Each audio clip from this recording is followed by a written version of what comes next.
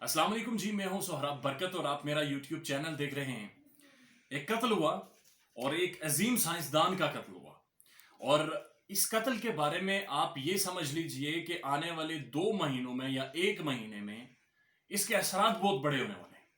और इसके असरात सिर्फ किसी एक मुल्क तक महफूज नहीं रहेंगे, महदूद नहीं रहेंगे, बल्कि इसके असरात शायद सारी दुनिया या कम अज कम पाकिस्तान और इसके इर्द गिर्द के ममालिक या मशरक वस्ता मिडिल ईस्ट जरूर महसूस करेंगे। मोहसिन फखरेज़ाद अजीम साइंसदान था ईरान का, और मुबैना तौर पर ये वही बंदा था जो कि ईरान का जो न्यूक्लियर प्रोजेक्ट है, जो ईरान एटम बम बनाने की तरफ जा रहा है, उसका मास्टरमाइंड था। कुछ अर्सा पहले पेंटागन ने, बल्कि मोसाद ने, जो इजराइल की खुफिया एजेंसी है, उन्होंने कुछ डाटा लीक किया ईरान के हवाले से।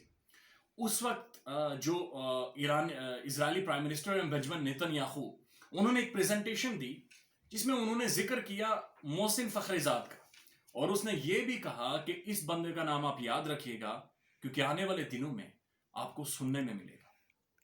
मुबैना तौर पर ईरान ने, इजराइल ने तेहरान में स्ट्राइक करके इस बंदे को मारा है।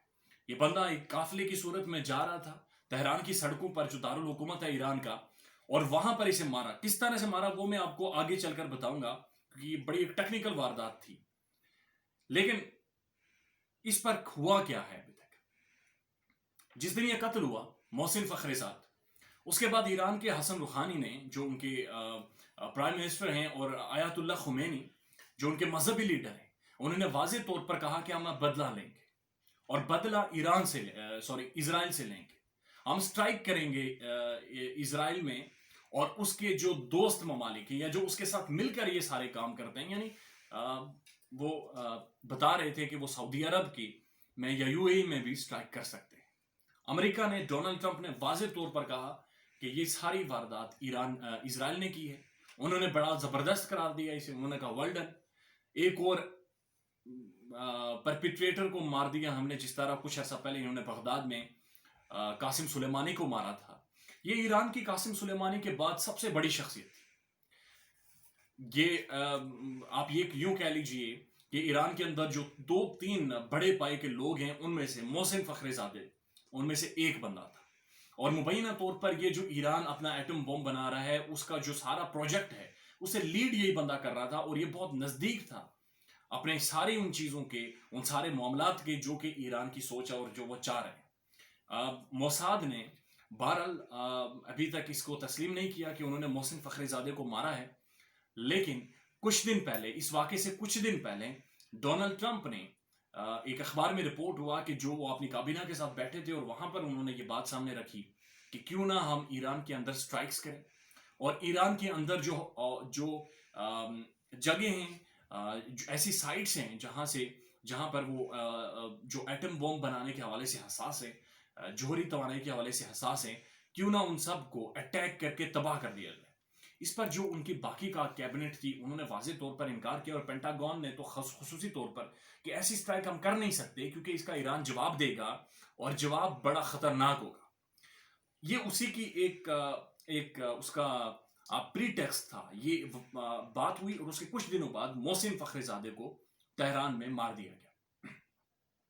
अब बताया ये जा रहा है कि टर्की हाई अलर्ट पर है, पाकिस्तान हाई अलर्ट पर है, सऊदी अरबिया हाई अलर्ट पर है, यूएई हाई अलर्ट पर है, इजराइल खुद हाई अलर्ट पर है, क्योंकि ईरान ने वाज़ेह कर दिया है कि अब वो खुद डिसाइड करेंगे कि वो कितने दिनों में इसका बदला लेते हैं, और बड़ा खौफनाक बदला लेंगे। एक अजीम साइंसदान था उनका, जाहिर है इस पर कुछ ना कुछ तो रिएक्शन उनका आएगा।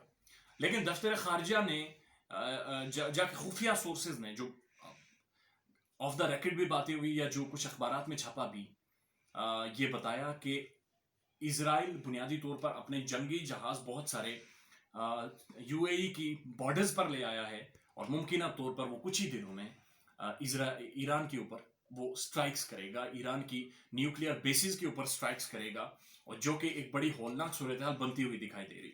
अब आप ये समझे कि मोहसिन फखरेज़ादे एक दिन, जिस दिन इसका कत्ल हुआ, उस दिन ये आ रहा था तेहरान की सड़क पर, मैन शाहरा पर जा रहा था, तो अचानक कुछ फासले पर एक ट्रक रुका जो कि गाड़ियों से भरा, लकड़ियों से भरा हुआ था। उस ट्रक के नीचे एक बम रखा था, बम फटा और सारा ट्रैफिक रुक गया।